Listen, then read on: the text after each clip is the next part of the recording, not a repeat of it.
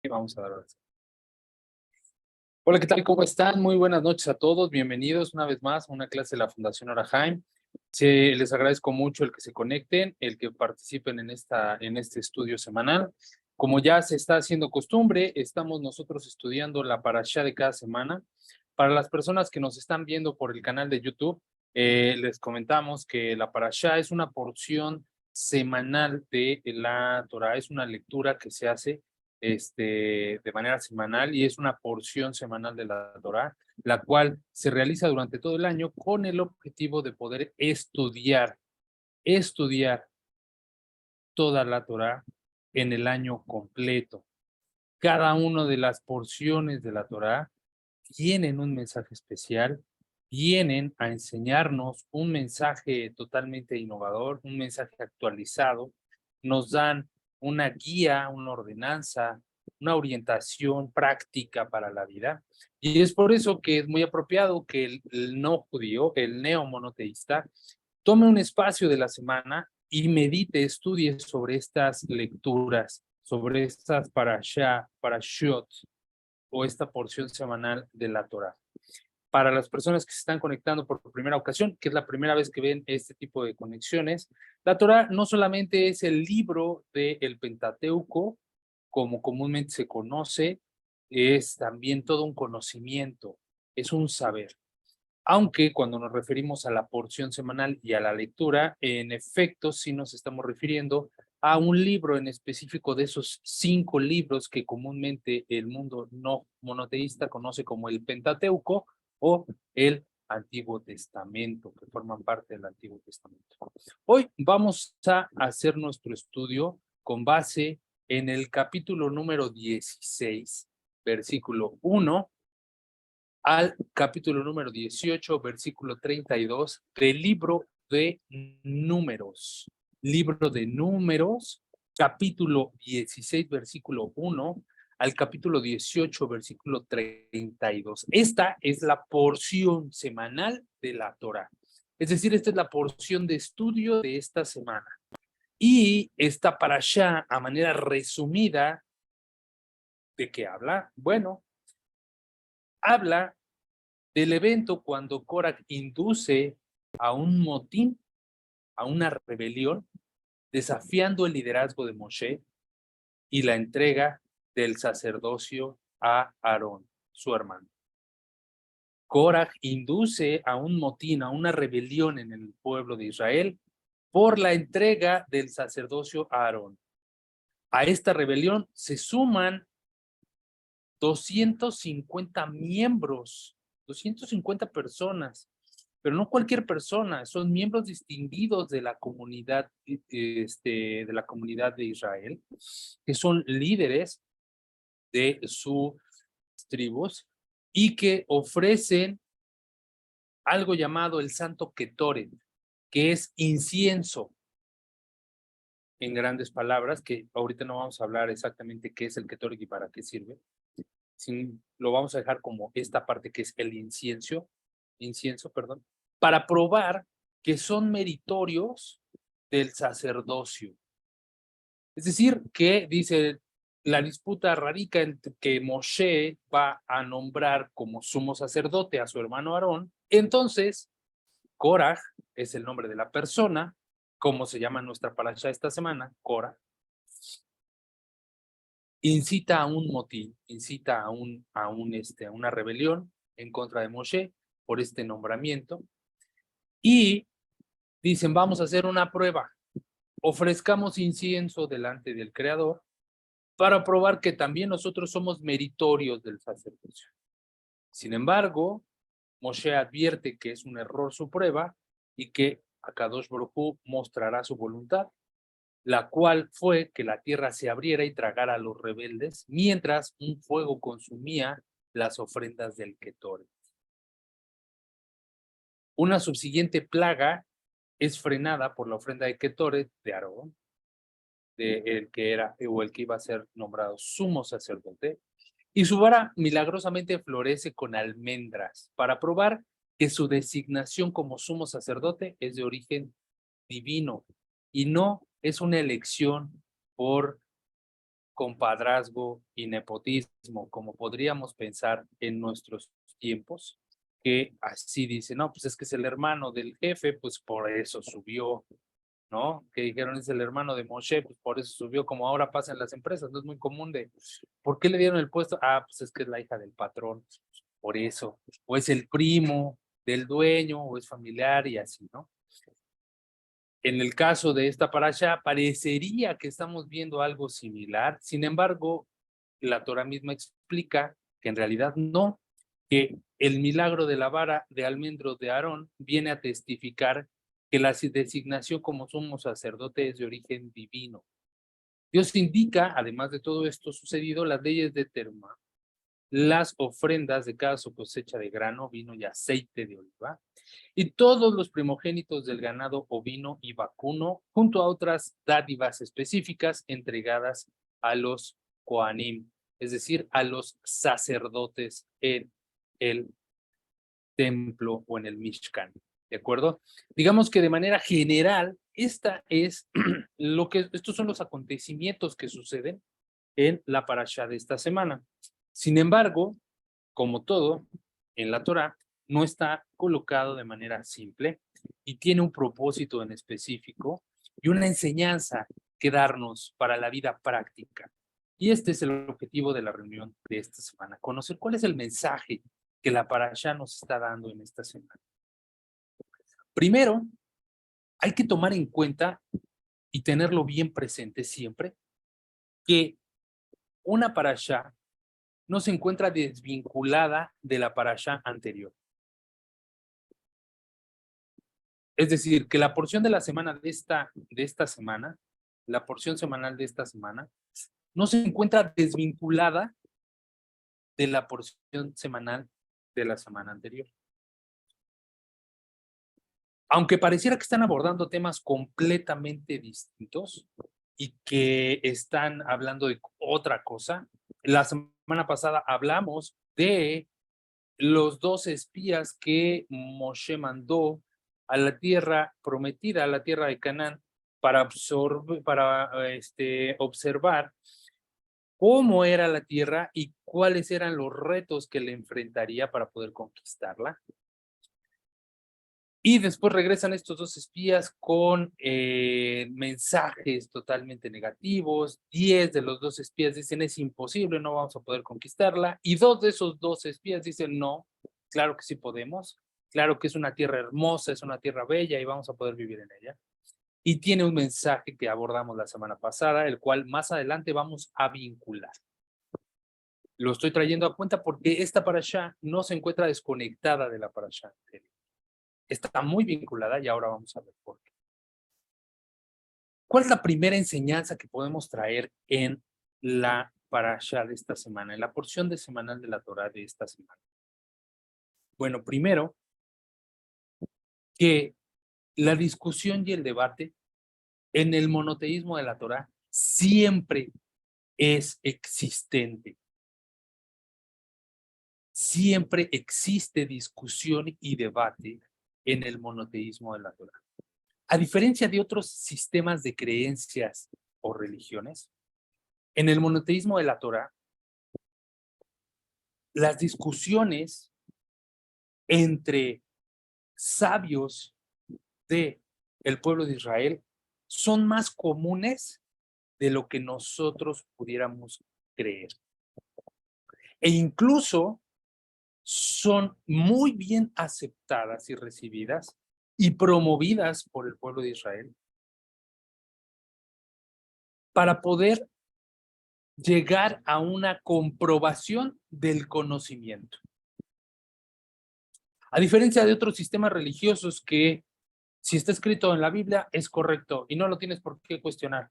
Si así lo dice la palabra de Dios, nosotros no somos quién para cuestionarlo. Así está escrito y así lo va a hacer. Así lo dijo el pastor, así lo vamos a dejar. Así lo dijo el cura en la misa del domingo, así lo vamos a dejar. Porque pues es el cura, pues es el que sabe, ¿no? La verdad no sé por qué, pero pues él dijo y así debe de ser. En el monoteísmo de la Torá no es así. La discusión y el debate es el pan de todos los días el pan de cada día en el judaísmo. Bien dice que hay una expresión que los mismos judíos utilizan, que es, en donde hay dos judíos, hay tres opiniones. En donde hay dos judíos, hay tres opiniones. ¿Por qué? Porque siempre va a haber una discusión, siempre va a haber un estudio. Decíamos al principio de la clase que la Torá no solamente es un libro de 5 libros, o es un compendio de 5 libros, sino es todo un saber. Y dentro de ese saber existe un libro de conocimiento judaico llamado el Talmud, que no es otra cosa que una serie de discusiones, de diálogos, de discusiones acerca de lo escrito en la Torá escrita, con el objetivo de discernir y llegar a la médula del conocimiento y aplicar de manera apropiada los mandamientos ordenados por Dios a su pueblo. Y por añadidura, o por derivación, mejor dicho, a los no judíos o a los neomonoteístas de nuestra era. Por lo tanto, no es ninguna sorpresa que en la parashá de esta semana veamos una discusión entre dos tribus. Y eso no quiere decir que es malo propiamente. Ni hace a ninguno bueno, ni hace a ninguno malo, porque, o sea, estamos tan acostumbrados a hacer arquetipos de una historia que si no lo vemos en términos de bueno y malo, cuesta mucho trabajo tener un criterio. Cuesta muchísimo trabajo tener un criterio. Y aquí voy a compartir algo que es un gusto culposo, pero ya que me están conociendo en TikTok, aquí va otro de mis secretos. A mí me encanta el anime. Me gusta mucho el anime. Pero hay uno en particular que me gusta mucho y es el de Naruto. Un anime muy popular en el mundo otaku y muy popular desde los años 2000 hasta nuestros tiempos, ¿no? Lo que más me gusta de este anime, hay muchísimas cosas que me gustan, pero voy a traer en este caso algo que me gusta en particular de este anime. Es que los malos no los puedes distinguir. Te cuesta trabajo distinguir al malo porque aquel que parece que es el malo tiene razones muy válidas para hacer lo que está haciendo. Tiene razones muy justas para hacer lo que está haciendo. Y te cuesta trabajo juzgar y decir, es que está en un error. ¿En verdad está en un error? Si tú estuvieras en su posición, ¿no harías eso? Entonces, es muy complicado. No es como otras caricaturas en donde el malo es malo porque así dice el guión, le tocó ser el malo. Y el bueno es el bueno porque no tiene ninguna virtud, solamente es el bueno. En este anime, ¿no? Los buenos y los malos se van construyendo conforme va desarrollándose la historia. Y también van cambiando. Los malos se llegan a volver buenos y los buenos se llegan a volver malos, dependiendo de sus acciones. Entonces, desde aquí ya este tipo de anime a mí te hace ver el mundo ya no en arquetipos de bueno y malo, sino en todo un mundo de matices. Por lo tanto, traigo esto a cuenta, ¿por qué? Porque en la parashá de esta semana podemos observar este arquetipo, o queremos observar este arquetipo de Koraj, los malos, los que están en contra de Moshe, el liderazgo de Moshe legítimo que Dios le dio. A ver, espera. La discusión y el debate siempre es apropiado. Y la misma Torá dice y explica que Koraj en realidad tenía fundamento para pensar como pensaba, pero tenía un error en su lógica. Pero eso no lo hacía, lo convertía en alguien malo. Para empezar, ¿quién era Koraj? Koraj no era cualquier desconocido, era un líder del pueblo de Israel también. Y no es que él siempre haya estado lleno de rencor y odio y ganas de quererle robar el sacerdocio a Aarón y el liderazgo a Moshe, sino que hubo un punto en esta parashá en que dijo, esto no lo acepto. Y eso es lo que hay que explicar. En nuestros días hay un debate muy fuerte en el mundo monoteísta sobre el concepto de noajismo y si es o no es una religión. Y el que una persona se ponga en una perspectiva bilateral, es decir, que solamente lo vea en términos de bueno y malo, monocromáticamente, blanco y negro, bueno y malo, no permite entonces que realmente el debate se desarrolle. Una persona que considera que aquel que piensa distinto a él lo está atacando, es una persona que está limitando su capacidad y su posibilidad de elevar su conocimiento a un nuevo peldaño, a un nuevo nivel, de llevar su conocimiento a un nuevo nivel. Por lo tanto, amigo, amiga que estás viendo este video y todos los que se encuentran en la sala, no nos extrañe que en el monoteísmo de la Torah existan debates y discusiones, opiniones distintas incluso entre mismos rabinos sobre la práctica de algún precepto para el judío, para el yehudí y para el neomonoteísta o para el no judío. Que no nos extrañe que algunos rabinos digan, yo no estoy de acuerdo con el noajismo, y que otros lo defiendan a capa y espada. Que no nos extrañe que existan opiniones divididas en relación a las reencarnaciones y vidas pasadas. Que no nos extrañe que existan otro tipo de conceptos y criterios en torno de un mismo tema, porque venimos acostumbrados a que si es correcto y es verdad, todos piensan igual. Y en el judaísmo no es así. ¿Y creen que en el judaísmo no es así? En el judaísmo es totalmente contrario. El que todos piensen igual representa un verdadero problema. El sistema de creencias religiosas del judaísmo está diseñado de tal manera que tiene contrapesos. Siempre vamos a encontrar una discusión en la que una postura debate el punto de vista de otra. Siempre vamos a encontrar a alguien que esté cuestionando lo que otro autor dice. Y eso no quiere decir que no tenga fundamento, que sea una doctrina de contradicciones, una filosofía de pensamientos contrarios. Lo que quiere decir es de que existe una tesis, una antítesis, y que juntas van a llegar a una síntesis, a un nuevo conocimiento. En la parashá de esta semana nos enseñan que no existe ni bueno ni malo, solamente existe una discusión. Y ahora hay que entender de qué va la discusión. Es muy normal, pero entonces ahora hay que entender de qué va la discusión estableciendo esto. Korah era un sabio. Korah era una persona consciente de la existencia de Dios y no solamente eso, él sabía que toda la congregación del pueblo de Israel era Kadosh, era santa. Es decir, que Dios moraba dentro de todos y cada uno de los integrantes de la comunidad del pueblo de Israel.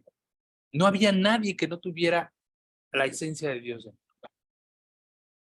Por lo tanto, en lo que no estaba de acuerdo Korah, era que Moshe y Aarón se pusieran por encima de la congregación, siendo más, demostrando ser mayores personas o de mayor rango, de mayor importancia que todos los demás. Porque él analizaba y decía, si todos tenemos una porción de la divinidad y Akadosh Baruj Hu mora, vive dentro del pueblo de Israel, todos tenemos divinidad, entonces todos estamos en una misma condición de igualdad. ¿Por qué tú te consideras distinto a los demás? ¿Cuál es el problema que existe aquí? Otra de las visiones que tenía, o de la perspectiva que tenía era que, y aquí es cuando se vincula con la parashá de la semana pasada, los 12 espías que fueron enviados a ver la tierra de Canaán para observar la tierra prometida y ver cómo podrían conquistarla, regresaron con noticias, 10 de ellos con noticias negativas y 2 de ellos con noticias positivas. ¿Qué es lo que vieron estos 10 que, al igual que Korah, no eran cualquier persona, sino eran justos, eran tzadikim del pueblo de Israel, eran líderes de cada una de las tribus del pueblo de Israel? Lo que ellos observaron es que en la tierra de Israel habría que hacer trabajo. El pueblo de Israel, durante el tiempo que se mantuvo en Egipto, durante el tiempo que se mantuvo en el desierto después de la salida de Egipto, corrijo, durante el tiempo que se mantuvo en el desierto después de la salida de Egipto, se sirvió de la bondad del Creador, porque tenían el maná que caía del cielo. La ropa no se desgastaba y crecía junto con ellos conforme iban creciendo. Bebían de las aguas de la disputa, en la cual Moshe hizo salir agua del pedernal. Comían todos los días maná del cielo. Es decir, se encontraban en una zona de confort que les permitía tener una vida dedicada al estudio de Torah. Toda su vida se la dedicaban al estudio de preceptos. No tenían que ocuparse en un trabajo para poder comer, para poder vivir, para poder sustentarse, sino que todo estaba servido a manos llenas y podían entonces dedicar su vida, su tiempo completo al estudio. Cuando los 10 mensajeros, cuando los 10 espías regresaron de la tierra de Canaán con noticias negativas, lo que observaron es que era una tierra que había que trabajar, era una tierra que había que labrar, era una tierra que había que dedicarle tiempo. Y por lo tanto, ya no iban a tener el mismo tiempo para poder estudiar Torah. Ya no iban a tener el mismo tiempo para poder estudiar preceptos, para poder estar conectados a la espiritualidad. Y Moshe dijo, no, espérense. La espiritualidad no solamente está en el estudio de Torah, también está en la acción.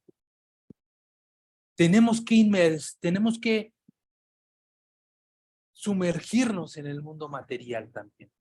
Tenemos que involucrarnos en el mundo de la acción para poder llevar a cabo los preceptos y las mitzvot. Tenemos que participar en el mundo físico e involucrarnos en este mundo físico, porque no solamente se trata del mundo espiritual. Fue entonces cuando Korach dijo, ok, entonces, sí, vamos a involucrarnos, vamos a participar de manera activa en el mundo físico, hagamos a un lado lo espiritual y conectémonos únicamente a lo material. Conectémonos únicamente a lo material. ¿Cuál era la filosofía entonces que tenía Korach respecto a este punto? ¿Cuál era su visión? ¿Qué era lo que Korach estaba observando que podía hacer respecto a este punto? ¿Por qué fue tan radical su postura respecto a la decisión de querer alejarse de lo espiritual y de lo material? Bueno, en realidad, la visión de Korach no estaba equivocada, aunque sí tenía un error. Sí tenía un error principal. El argumento de Korach era más o menos así. La luz espiritual es solo una manifestación de la infinita fuente de energía. Así como una metáfora que podríamos traer, como los rayos del sol son emanación del sol, pero no propiamente son el sol, sino que solamente tienen la esencia del sol en sí mismos, pero no son el sol. Para entender su esencia, para entender esta luz debe de estar sumergida en su fuente. ¿Y cuál es su fuente? La oscuridad. Para entender esta luz en su esencia, esta luz debe de estar sumergida en su fuente. Solo la oscuridad puede capturar la verdadera esencia de la fuente infinita. Es decir, en este ejemplo del sol y sus rayos, no podemos decir que lo que nosotros percibimos como el sol, que son solamente sus rayos, son el sol. Son solamente una proyección, una extensión de su luz, una extensión del sol, pero no son propiamente el sol.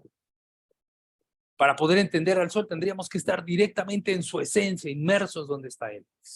Para poder entonces entender la esencia de la luz divina, tendríamos que ir a la ocultación, a la oscuridad donde se encuentra esta luz. ¿En dónde se encuentra entonces esa ocultación, esa oscuridad? En el mundo material.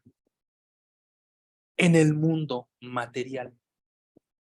Entonces él decía más o menos esto. Si nosotros nosotros nos dedicamos únicamente a lo material, eventualmente vamos a poder descubrir la espiritualidad, vamos a poder descubrir la esencia de Dios en el mundo físico.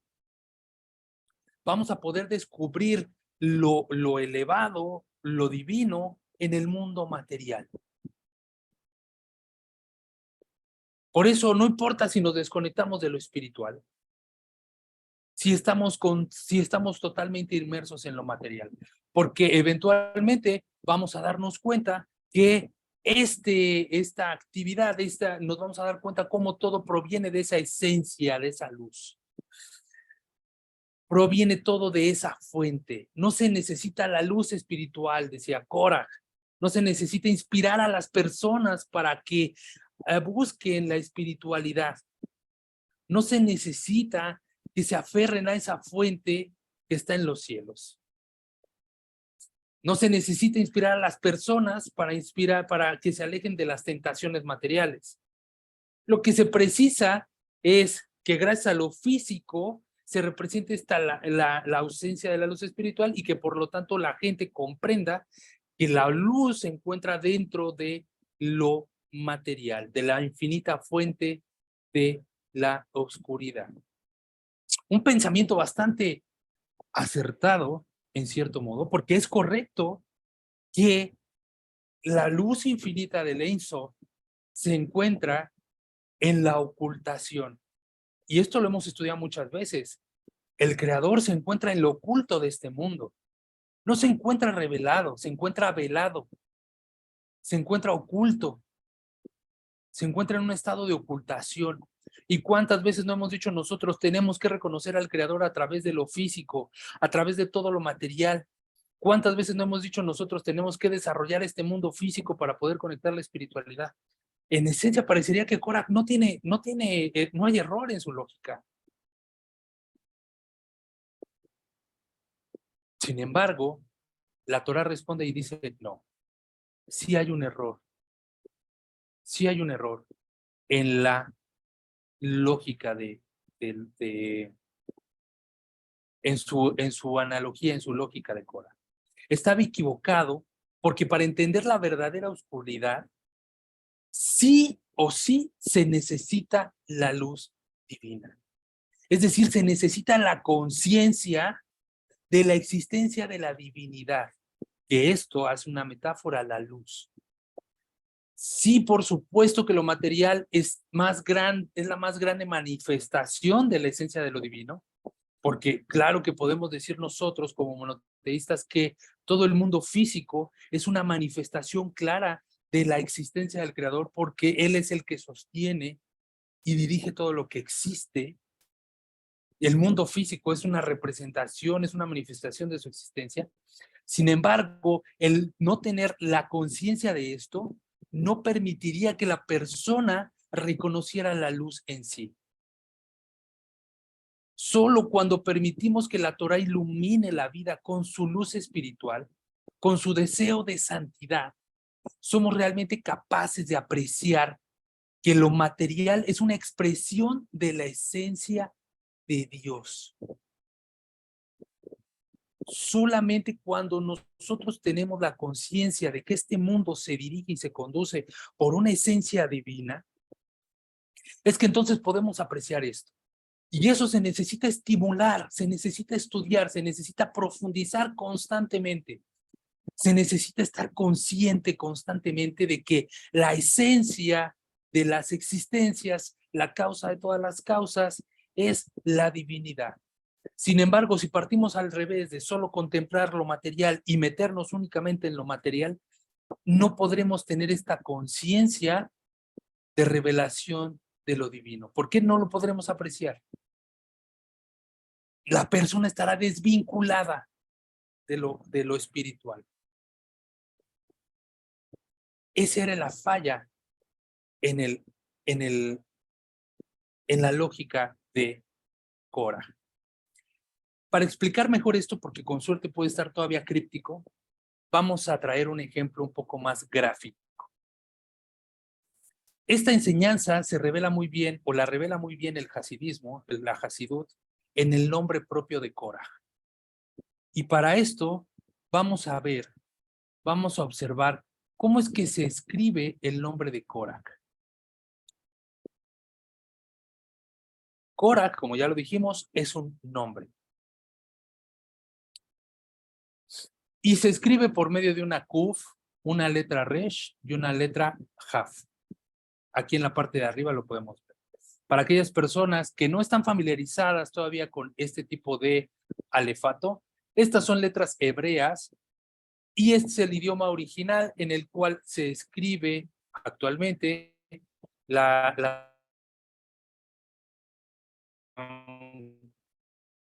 lo más bien de la Torah. Y en las letras hebreas, en el lenguaje sagrado, la palabra Korach se escribe con una letra Kuf, con una letra Resh y con una letra Haf. ¿Qué tiene que ver esto, Israel? Explícanos, porque no me queda claro. Bueno, vamos a entonces a explicarlo. Propiamente y de manera muy general, ya sabemos que el alma tiene 3 vestimentas. ¿Cuáles son estas vestimentas? ¿Quién me las puede decir?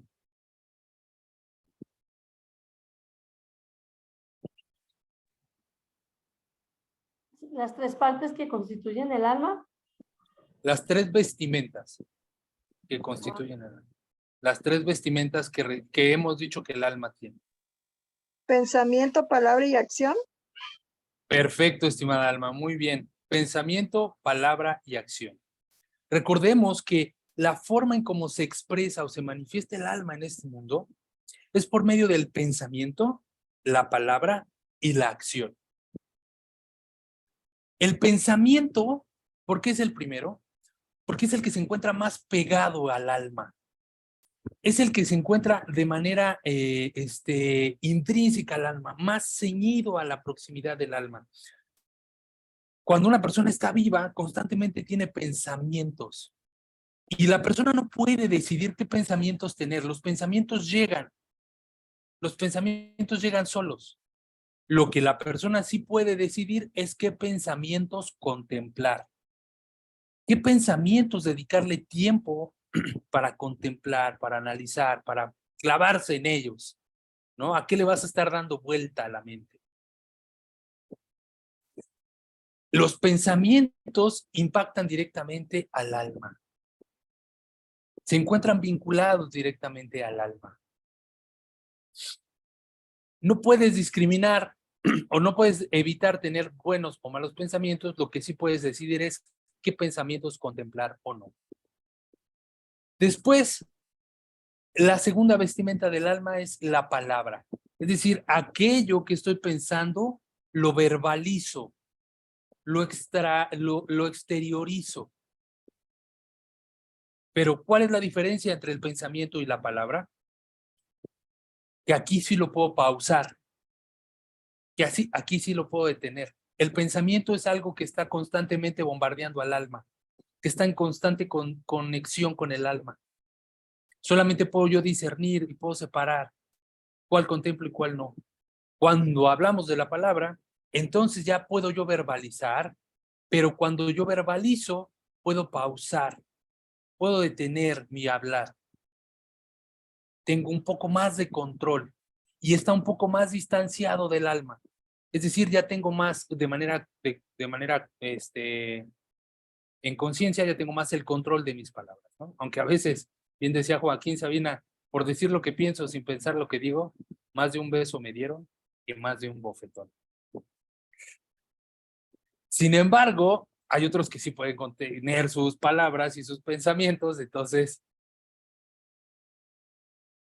la tercera vestimenta del alma se encuentra todavía más desprovista de conexión del alma propiamente, que es la acción. Porque la acción ya es algo que aterrizo yo directamente en el mundo físico. Si lo pudiéramos ver como un embudo, diríamos que de la parte más etérea se encuentra el pensamiento, que todavía se encuentra intangible, se encuentra en la parte del mundo de las ideas, y luego baja en un cono y se empieza a consolidar en la palabra cuando yo lo empiezo a verbalizar y lo puedo exteriorizar. Pero entonces yo ya puedo ahí seleccionar qué palabras, cómo decirlo, con qué tono, de qué forma. Ya estoy involucrando más mi control. Y después viene la acción, que es la que, ¡pum!, aterriza, sienta, fundamenta en este mundo físico y exterioriza un poco de mi alma en la acción. Pero cuando yo dejo de meter directamente las manos en la acción, ya me encuentro, la acción continúa en este mundo físico, pero yo ya me encuentro desconectado de ella. Es decir, ya el vínculo no es tan próximo como con el pensamiento.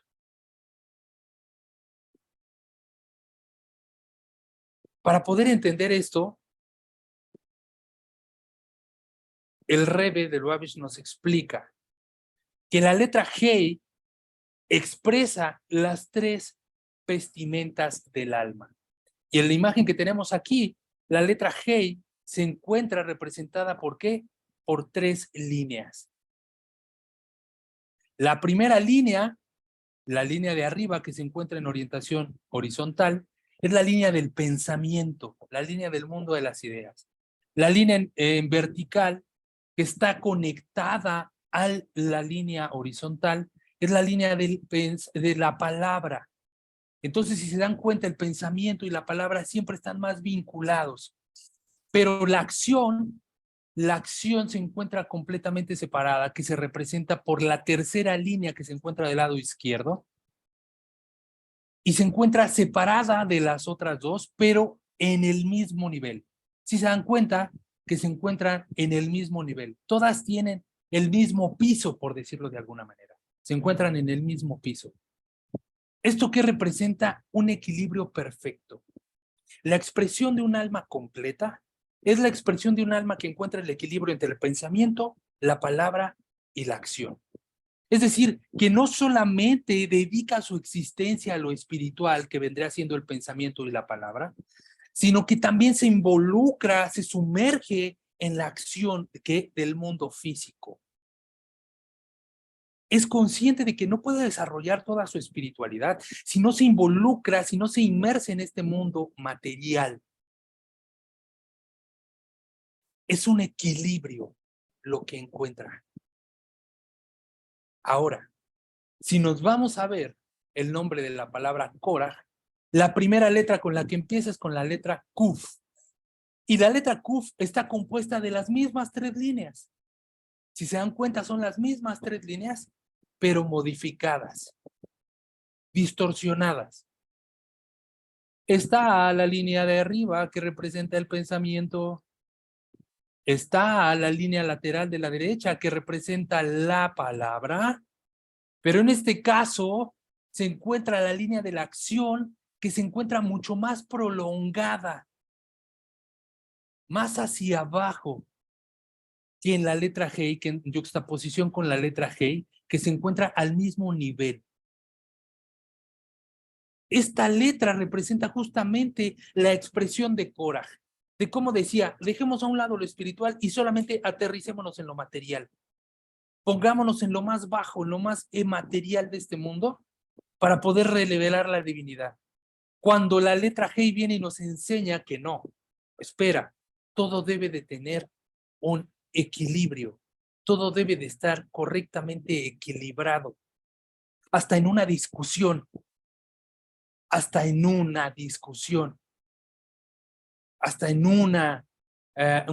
debate, todo debe de estar debidamente equilibrado, porque si el debate y la discusión no se lleva dentro del margen de la tolerancia y el respeto a las ideas contrarias, no vamos a poder tener una buena comunicación y un nuevo conocimiento. Y aquí Korah nos damos cuenta de su desviación, de cómo aterriza todo a lo físico, a lo material. Por lo tanto, existe un desequilibrio. E incluso todo su nombre es una alusión a esta idea. Si nosotros observamos, la segunda letra de la palabra Korah es la letra Resh. Y la letra Resh también es la misma conjunción de líneas. Una línea horizontal que representa el pensamiento y una línea vertical que representa la palabra, pero en este caso no existe la palabra de la línea de la izquierda que representa la acción. Es decir, aquí solamente está diciendo todo lo espiritual. Y eso tampoco es una realidad. Y eso tampoco puede existir así. No solamente puede ser espiritual, porque en algún momento te tienes que involucrar, te tienes que sumergir a lo material, tienes que ir al mundo de la acción. Y la tercera letra de la palabra Koach es la letra Haf. Y si se dan cuenta, de igual manera aquí tenemos estas tres líneas, la horizontal y las dos verticales. Pero en esta ocasión se encuentran las tres unidas. Aquí representa la condición natural y igualdad de todo ser humano. Es decir, que todos tenemos la misma capacidad de poder desarrollar la espiritualidad y el mundo material. Todos nos encontramos en esta misma letra Haf. Y esto es lo que Korah decía: ver, Moshe, ¿por qué te quieres sentir más que nosotros si todos tenemos esta misma condición material y espiritual, la esencia divina de Dios y a Dios morando dentro de nosotros? Bueno, porque Moshe comprendía que esto debe de estar con cierto distanciamiento y debe de encontrar cierto equilibrio. Y era algo que Korah no comprendía. De esta manera gráfica podemos observar esta enseñanza. ¿Qué podemos resumir entonces de esto, de la parashá de Korah en esta semana? Que para todo, que primero, la discusión y el debate para nada es malo. Hay que promoverlo incluso. Hay que estimularlo, pero siempre en equilibrio. Siempre dentro del margen de la tolerancia y el respeto mutuo. Y comprender que este mundo no solamente es espiritual, este mundo también es material. Y requiere de tu participación activa en este mundo para involucrarte en lo espiritual. Es decir, que tienes que llevar a cabo todas tus tareas y todas tus actividades con una conciencia de lo divino. Pero no puedes dejar nada más la conciencia de lo divino en tu mundo y no decir, no, es que si no me voy a bajar de mi nivel espiritual y voy a caer de nivel. Para nada. Tenemos que involucrarnos en este mundo físico, en este mundo de la acción, con equilibrio, con capacidad de acción, con serenidad y sabiendo que es muy común y muy propenso el debate en el monoteísmo. Hasta aquí la enseñanza de la parashá de esta semana. Espero que sea de edificación. No sé si tengan alguna duda, consulta o comentario. Dejo abiertos los micrófonos para su intervención. Adelante. Pues yo digo, como dice una amiga mía, wow. Tremendo, sí, muy, muy lindo lo que acabas de comentarnos. Y entonces quiero hacer como un paralelo con eso. Cuando tú hablas del pensamiento y la palabra que se combina con una acción, entonces pienso también como el alma y el cuerpo. A veces yo pienso que Elías Jará nos engaña pensando de que si el cuerpo desea cosas materiales, es malo. Entonces, no, no podemos. Es mejor quietecito. Y pensar que solamente lo espiritual, digámoslo entre comillas, el alma, esa alma divina, es la que tiene que ejercer siempre su dominio. Yo pienso que tiene que haber un equilibrio, igual como usted nos decía ahorita de que tan importante es lo que yo pienso, que a veces nos es difícil a veces controlar eso. A veces nuestro cuerpo también es difícil controlarlo porque está impulsado por muchas emociones, por muchas cosas. Entonces yo pienso que también tenemos que, yo recuerdo que una vez en una clase hace muchos días, mucho tiempo, el rabino Ariel nos hablaba por qué nosotros los no ágidas nos da miedo pedir riquezas a Dios, la riqueza, la prosperidad, una buena parnasá y tener todas las cosas que quisiéramos tener, porque a veces Elías Jarrah nos engaña pensando de que si estamos en esa tónica es que nuestras cosas materiales nos están dominando. Y yo creo que hay que saber cómo equilibrar. La letra G es muy linda porque nos abre una puerta. Yo también lo interpreto como que, así como, porque G es una Dalet y una Bat, ¿cierto? Eso es la Sí. G. Pero hay un camino que tiene abierto arriba en donde hay posibilidades de salir. Y yo creo que tenemos que aprender cómo equilibrar siempre esa relación del alma y el cuerpo. Equilibrarlo en el sentido de que también podemos buscar los placeres de la vida. Es que estamos en este mundo, ¿cierto? Entonces no podemos decir de que la espiritualidad es solamente cuando yo rezo, cuando estoy en plegaria, cuando estoy en lectura de los salmos. La espiritualidad está también en yo adquirir mis cosas y vivir rico. ¿Quién no le gusta vivir rico? A todos, ¿cierto? Entonces yo creo que también ese equilibrio que nos da la Hey también tiene que ver con el alma del cuerpo, pues yo lo relaciono de esa manera, no sé si, y estoy convencida que Elías Jarrah nos engaña yo no lo tengo como enemigo, pero sí nos tengo como aquel embaucador, nos embauca en mentiras y nos hace creer que me parece muy bien lo que estoy haciendo cuando sabemos que no nos va a hacer el bien. Entonces, muy interesante, muchas gracias. Yo tengo este libro que me encanta, Las alturas de mi pueblo. Hay una cosa muy linda que Reina Ram dice que tiene mucho que ver con la posición de uno con las personas. Dice que la mujer de Od Ben Petach fue una mujer muy sabia porque lo emborracha para que no se vaya con Cora, mientras que la esposa de Cora hizo todo lo contrario, lo insinuó para que fuera y peleara. Y yo creo que a veces nosotros, cuando entramos en discusiones con las personas, o tomamos la posición de la esposa de Ben Petach, o la posición de la esposa de Cora, donde sin querer nos metemos en un problema que después decimos yo por qué dije esto, por qué pasó aquello, porque no mejor me quedé callada, pero es porque a veces nos dejamos llevar, digámoslo así, por esa discusión. Y yo creo que las discusiones, como usted dice en Israel, son tan necesarias. Es que si no hay discusión, aquí por ejemplo en mi país, antier hicieron una charla, unas marchas grandísimas de oposición contra un gobierno que no ha sido muy justo, digámoslo así, pero que vale la pena la oposición. Es que digo que si todo el mundo pensara igual, sería horrible. Entonces yo creo que hay que saber cómo equilibrar. Toda la vida es un equilibrio y creo que eso es lo que más tenemos que como que plantearnos en esta vida, porque nos desequilibramos, porque nos frustramos, porque nos negamos a muchas cosas y yo creo que tiene que ver como con eso. Muchas gracias. Excelente charla. Perfecto, estimada Socorro, muchísimas gracias por su aportación, muy acertadas sus comentarios y complementando muy bien esta parte del estudio de la parasha. Perfecto. Bueno, pues con esto estamos concluyendo el estudio del día de hoy. Les agradezco a todos por haberse conectado. De igual manera, gracias a la Fundación Orahaim, porque nos permite tener este espacio para poder contemplar y para poder estudiar una porción más de la parashá cada semana. Los invitamos a que nos sigan en esta actividad los días jueves a las 7 de la noche, hora México, para que puedan, junto con nosotros, estudiar esta porción semanal de la Torah. Les deseo que tengan una excelente noche, que Hashem les multiplique en bendiciones y nos vemos en la próxima conexión. Shalom, shalom. Shalom, gracias. Shalom, gracias. Shalom, muchas gracias.